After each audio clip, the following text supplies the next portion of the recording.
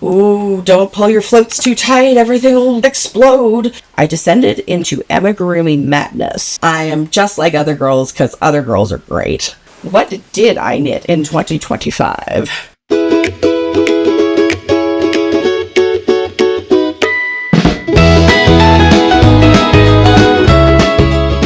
Hello, my name is Sarah and welcome to my channel Happy Little Yarns. I'm really excited to be filming my first YouTube video today, and I'm going to be talking about some of the things that I made in 2025. You may be saying, girl, it is almost February. It's a little late for what I made in 2025 video, and you may be right, but I think this serves as a good introduction to who I am as a knitter, what I like making, and just who I am as a person. To tell you a little bit about myself, I'm from Portland, Oregon. I've been knitting for 23 years, and my favorite things to knit are socks. And, you know, actually, what my favorite things to knit are is ever-changing. I love socks one day, I love cables, I love color work, I love anything soft and fluffy and squishy. I love colors, I love textures. That's why I love knitting. Even though I learned to knit 23 years ago, I haven't necessarily knit as much as I did last year, every year. 2025 was a particularly prolific year in knitting for me. And I also did a good job keeping track of what I knit. I actually used Ravelry for once. I logged my stash, I logged my projects, and it's kind of nice to have beginning and end dates and notes and yardages on everything. I feel more organized than I have ever been in my life. I don't know how I did that. So, what did I knit in 2025? In 2025, I'm going to read this off my iPad here. I made 56 items technically. You'll see why technically. Or 34 if you don't want to be too generous. 17 of those were knit. 17 of those were crochet by the non-generous total. Or you could say that 39 were knit. So what were these things and why am I being wishy-washy about the numbers? I made 1 adult hat, 1 adult cardigan, 1 baby pullover, 1 poncho, 1 Christmas tree garland, 2 adult pullovers, which we will get to more later, 2 Sophie hoods, 3 baby cardigans, 3 baby hats, 3 baby blankets, and yes, those were all for the same baby, 5 pairs of socks, 13 amigurumi, and 23 Christmas ornaments.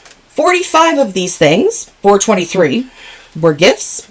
That is a total of 17,745 yards knit, or 5,900 grams of yarn. Is that a lot? I don't know, but that's what happened. So what did I do with all this data? Like any good data nerd, I made a Gantt chart. A Gantt chart, if you don't know, I haven't seen one before, looks like this. This is my knitting and crochet journey of 2025. And I'm not going to go through every single item on the list because there are 56 of them, or even 34 if you don't want to count my Christmas ornaments as more than one thing.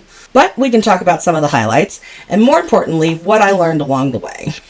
We actually start on Christmas Eve 2024, where I cast on some 4x2 rib socks. Here they are. Nice enough, not particularly exciting. I knit some more socks after that, my sunflower socks. And then I did get some exciting news when I learned that my best friend was going to have a baby. So I immediately had to start knitting things for the baby. Did I know, what sex this baby would be? Anything about it? No. But babies need knitwear. I knitted a little raglan, I knit a hat, and then I took a little break for some reason before casting on my celestial socks. These celestial socks are being modeled by Lola over here. These are my first pair of colorwork socks. These were adapted from the Estrella sweater. I redid the chart to be in sock form, basically, because I just thought the celestial vibes were so cool. And even though I had no idea how to do color work, and I was really scared of it, I decided I was just going to go for it, make up my own pattern, and knit these socks. I learned a lot from knitting those socks. The first thing I learned is that colorwork tension is not as scary as I thought it was. You always hear those warnings like, ooh, don't pull your floats too tight, everything will explode. But what happened for me is that I made the floats really loose and my socks turned into trapezoids as I knit down from the ribbing. So that was pretty disappointing. I got all the way to the heel and ended up having to frog back, which was tragic. This was also a lesson in perseverance.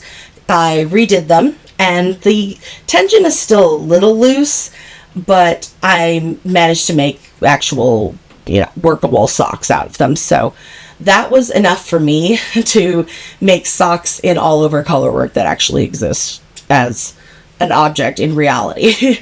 That was a big step for me. I have made, I think, 2 other colorwork objects in the past. I made a pair of mitts for my mom like 15 years ago, and I made a hat at one point. But I was still very new to colorwork this year, despite my 23 years of knitting. It was an area where I felt very unconfident. It was that fear of the floats that people had always said, oh, if your tension isn't just right, everything will turn out terrible. And I let that scare me away from doing it. And now I'm still not perfect at color work, but I'm just so excited to try it because there's so many cool results you can get. And when I say color work, I mean stranded color work. I'm not super experienced at intarsia either. That's a whole other can of worms that maybe I'll open sometime soon. Back in my Gantt chart, I finished the celestial socks, and I was so excited that I immediately went into another colorwork project, my last unicorn sweater. This sweater was such a dream for me to knit and just to own and have in my possession and be able to wear it. I love pink things. I love rainbows. I love unicorns. I love sparkles and glitter. I love hyper feminine girly stuff, and I spent a lot of my life trying to pretend that I didn't, but I do. I am just like other girls because other girls are great. So I made the last unicorn sweater as a love letter to my 6-year-old self who wanted to have curly pink ribbons and sparkle bows. It's lovely and warm. It's knit in Knit Picks DK Swish. It does pill a bit, as you might be able to see. But it's worth it. I had a couple of struggles while I was knitting this. As you can probably also see around the collar, there is some sort of rippling. This was my first yoke sweater. It's funny to be having so many firsts in my 23rd year of knitting, but true. It was the first time I knit a yoke sweater, and I didn't really know anything about how the shaping for that was supposed to work. So I just did what the pattern said. But I noticed not only the rippling on my sweater, but on a lot of the other larger size examples on Ravelry, they had the same rippling around the yoke. And I'm wondering if it was just increased too much too fast, because it's not a very deep yoke. And I have seen now other yoke sweaters that I think have more gradual increases, and that helps avoid that problem. So I now have a long-term goal of remaking that sweater. I might also do it in a nicer yarn because the swish is very soft to the touch. It's very cuddly. It's warm. It came in all the colors I needed, but the pilling is a little annoying. It's also not the greatest for color work as a superwash yarn because it doesn't really have that sticky quality that non-superwash wool does that sort of locks the stitches together. Making my first colorwork sweater was a big accomplishment. I felt really proud of myself about that. I overcame a major knitting fear. I moved on to another colorwork project, not all over colorwork this time, but some socks with a little bit of colorwork, the Circle of Fae mushroom socks. However, while I was knitting the Circle of Fae mushroom socks, something odd happened. I descended into Amigurumi madness. You will see that I made 13 amigurumi in 13 days. I don't recommend this. These were my first amigurumi I have ever made, and they may be the last. I may have done permanent damage to my nervous system making these amigurumi. However, my best friend's baby shower was coming up, and I just needed to make so many cute little dudes to give to my nephew. So I may have hurt myself in the process. I made a really bad octopus, another octopus, a stegosaurus, a hippo, a brontosaurus, an elephant, a chubby little mushroom, a clownfish, a duckling, a monkey, a bird, another octopus, and at the special request of my best friend, a crow. Somehow, during the episode of Amigurumi Madness, I cast on my sunny sweater, which is what I'm calling it. This is the Simple Sweater by Tin Can Knits. And I was just looking for a really basic sweater pattern because I had this vision in my mind of a sunflower yellow sweater. So it's knit in Hobie Friends Extra Fine Merino and Friends Kid Silk, both in the color sunflower. I modified the pattern just slightly by adding a folded ribbed collar and folded cuffs, but otherwise I made it totally by the book in size 9, and it is one of my favorite things I've ever made. This is also only the third sweater I've ever made for myself, after the unicorn sweater, which was second, and an old sweater from a previous year. I don't make a lot of sweaters for myself because, as is obvious, I'm plus size. So that means that finding patterns can be difficult. And then once you've found a pattern, buying the necessary quantity of yarn can be difficult. I haven't always had the money for a garment quantity of yarn, and especially not a garment quantity of nice yarn, because I'm kind of a yarn snob, unfortunately. It would be nice to be happy with Red Heart Super Saver, but I just gotta have natural fibers. I cast on that sweater and then immediately abandoned it because I was in the midst of my amigurumi fever. Also, at the same time, as soon as I was done with the amigurumi, cast on my Rainbow Ripple Bubble baby blanket. Say it 3 times fast. Which was another present for my best friend for the baby shower. The yellow sweater languished on the needles for a little while, but that was when I got back to work on it after the baby shower. However, another project came along, a secret project that I will divulge in the future, that remains, at this time, embarrassingly, a whip. Yes, I cast on the 22nd of June, 2025, and it's still in my whip category. More on that later. The simple sweater was eventually completed at the end of August, at which time I went on a little bit of a crochet binge. I made my Passionate Granny Hexagon cardigan, which is the first time I have ever made any kind of crochet wearable. I saw Passionate Kelsey made one in this Karen baby case. I think the color's Candy Hearts, and it was pastel rainbow, and I had to have it. So I made myself one of those. It's okay how it turned out. I wasn't really intending to do this like duster length robe thing. I just kind of couldn't stop crocheting. Granny Stitch is extremely addictive. Kelsey's version was kind of cute and cropped, which is what I wanted, and it just turned into this, but that's okay. It's still really fun and rainbow and cozy and warm. Speaking of rainbows, after the hexagon cardigan, I went straight into a moss stitch baby cardigan. Then I made a light and lacy summer poncho and a rainbow moss stitch baby hat to match the cardigan. Around the beginning of October, I participated in the subreddit R Drunk Knitting. They have a hat exchange every year.